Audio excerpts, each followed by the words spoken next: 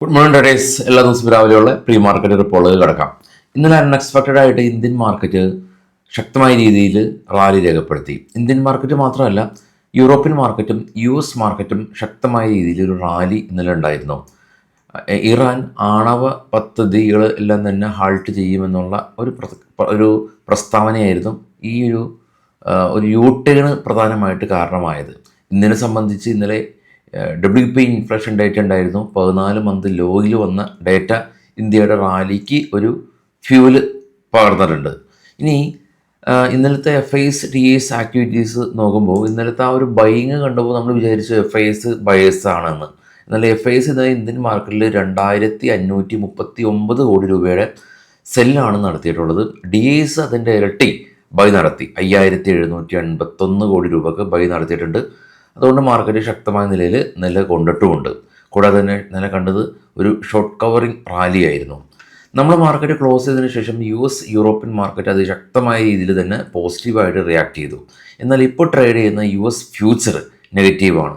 ഇതിൻ്റെ പ്രധാന കാരണം എന്ന് പറയുന്നത് ട്രംപ് ഇറാന് ഒരു വാർണിംഗ് കൊടുത്തതാണ് ഒരു റീസൺ. അത് എന്നാൽ അതിനോടൊപ്പം തന്നെ മറ്റൊരു കാര്യമുള്ളത്, അമേരിക്ക നയതന്ത്രപരമായിട്ട് ഈ ഒരു യുദ്ധം സോൾവ് ചെയ്യാനായിട്ട് തയ്യാറെടുക്കുന്നുണ്ടെന്നുള്ള റിപ്പോർട്ടുകളെല്ലാം തന്നെ വരുന്നുണ്ട്. എനിവേ ഇപ്പോൾ ട്രേഡ് ചെയ്യുന്ന global market especially US future negative sentiments ആണ് ഉള്ളത്. അതൊന്ന് കണ്ടുവരാം. ആദ്യം ഏറ്റവും താഴെ US വിക്സ് ക്രാഷായി 8% ക്രാഷായി കൂൾ ഡൗൺ ആയി 17. നാസ്ഡാക്ക് പ്ലസ്, ഡോ പ്ലസ്. മുകളിലുള്ള 3 യൂറോപ്യൻ മാർക്കറ്റും FTSE CAC 40 ഡാക്സ് പ്ലസ്. അതിന് മുകളിലുള്ള ഇന്ത്യ വിക്സ് ഇന്നലെ കൂൾ ഡൗൺ ആയി. എന്നാൽ ഇപ്പോൾ ട്രേഡ് ചെയ്യുന്ന ഡോ ഫ്യൂച്ചർ 143 പോയിൻറ്റ് നെഗറ്റീവാണ്. എന്നാൽ അതിന് മുകളിൽ ഇപ്പോൾ ട്രേഡ് ചെയ്യുന്ന ഏഷ്യൻ മാർക്കറ്റ് പോസിറ്റീവാണ്. അപ്പോൾ ഒരു വൈരുദ്ധ്യം കാണുന്നുണ്ട്. നിക്കി, കോസ്പി, ചൈന, ഓസ്ട്രേലിയ പോസിറ്റീവാണ്. എന്നാൽ ഏറ്റവും ടോപ്പിൽ നിന്ന് മൂന്നാമത് ഗോൾഡ് അൺഎക്സ്പെക്റ്റഡ് ആയിട്ട് $16 ഉയർന്ന് 3400 ആയിട്ടുണ്ട് ഗോൾഡ് പെർ ഔൺസിന്. Brent oil 73. ഏറ്റവും ടോപ്പിലൊക്കെ നോക്കുകയാണെങ്കിൽ ബിറ്റ് കോയിൻ വീണ്ടും റാലി രേഖപ്പെടുത്തി മുന്നോട്ട് പോകാണ്. 1300 പോയിൻറ്റ് റാലിയാണ് ഇപ്പോൾ ഉള്ളത്.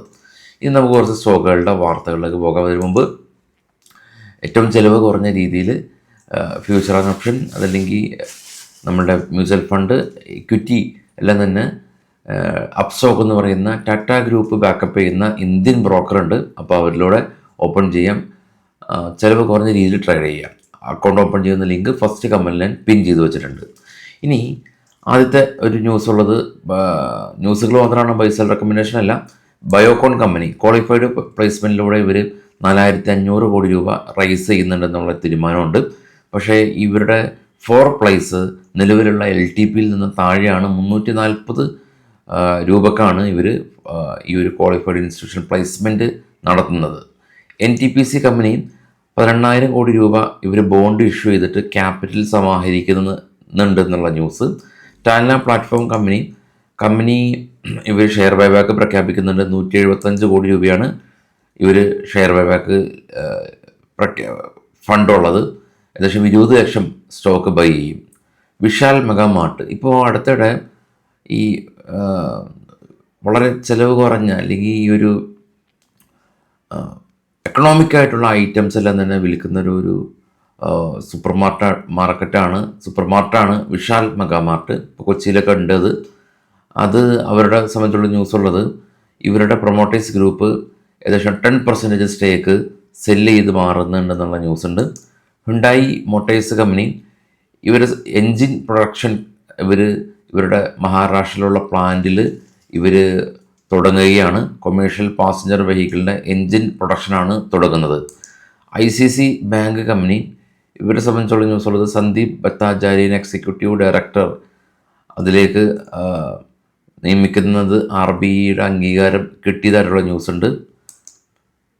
ഇനി Asian paint company ICC potential mutual fund Asian പെയിൻറ്റിലെ 1876 കോടി രൂപ വർത്ത് വരുന്ന 85 ലക്ഷം ഇക്വിറ്റി ഷെയറുകൾ ഇവർ വാങ്ങി ബൈ ചെയ്തു എന്നുള്ള ന്യൂസ്. TCS കമ്പനി ഒരു യൂറോപ്യൻ ഡെവലപ്മെൻറ്റ് ബാങ്കായിട്ട് ജോയിൻറ്റ് വെഞ്ചർ കോൺട്രാക്റ്റ് ഏർപ്പെട്ടു.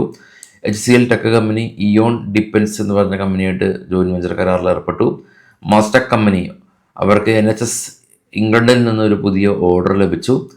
IFL ഫിനാൻസ് കമ്പനി നമ്മുടെ ഫോർമർ RBI ഡെപ്യൂട്ടി ഗവർണർ ഈ IIFL ഫിനാൻഷ്യലിൽ ജോയിൻ ചെയ്തതായിട്ടുള്ള news. IndiaMART international company 30 രൂപ ഡിവിഡൻഡ് കൊടുക്കുന്നുണ്ട്. എത്തോസ് ലക്ഷറി വാച്ച് കമ്പനിയാണ് അവർ ഫൈക്കസ് ട്രേഡിങ്ങിന് അക്യൂർ ചെയ്തതായിട്ടുള്ള ന്യൂസാണ് ഇപ്പോൾ ഉള്ളത്. വിശദമായുള്ള പോസ്റ്റ് മാർക്കറ്റ് ന്യൂസായിട്ട് വൈകിട്ട് എത്താം. താങ്ക്